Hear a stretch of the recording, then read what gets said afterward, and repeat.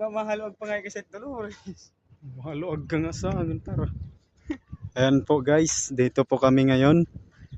Nagpasa lang po kami ng resume para na po kaming nasa lugar namin.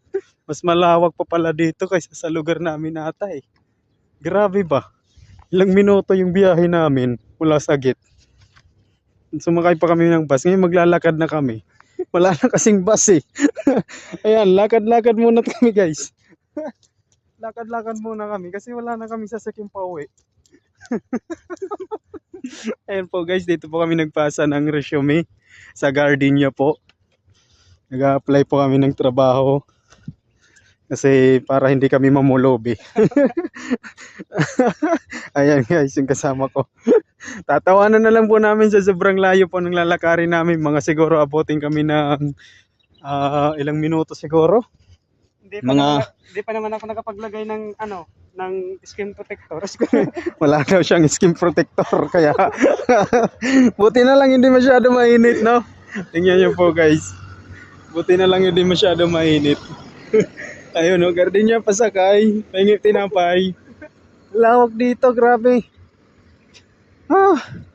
Wala ka talagang ibang masasabi kundi thank you Lord.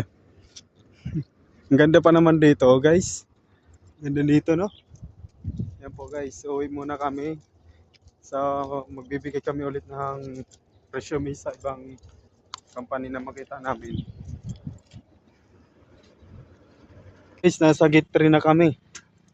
Dikit makatrip mga Ayan po guys, akala ko po yun guys, yun po yung Molex, yung dati. Ayan, makikita nyo, akala ko po yan yung Molex. Ngayon ito pala yung Molex. Ito pala si Molex. Ayan. Yan pala yung Molex. Ayun naman po yung Vulcan. Yung parang Vulcan. Ayan. Dito kaya, mag-apply kaya kami. College yata yan eh. Lecon sir. Aywan ko, basta yun na yun. District Law Corporation. Wag na tayo dun dumaan par. Saan ba tayo dadaan? Dito na lang, diretso na yan eh. Ganun din naman, lalabas din tayo doon. Ito, diretso na lang natin to doon.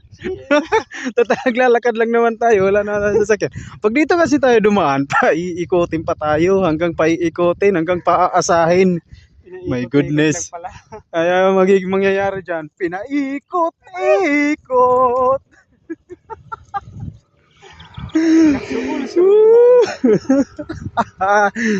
Wala kang ibang masasabi kundi thank you Lord. Napakabuti ng Diyos sa buhay namin. Pinaikot niya lang ako.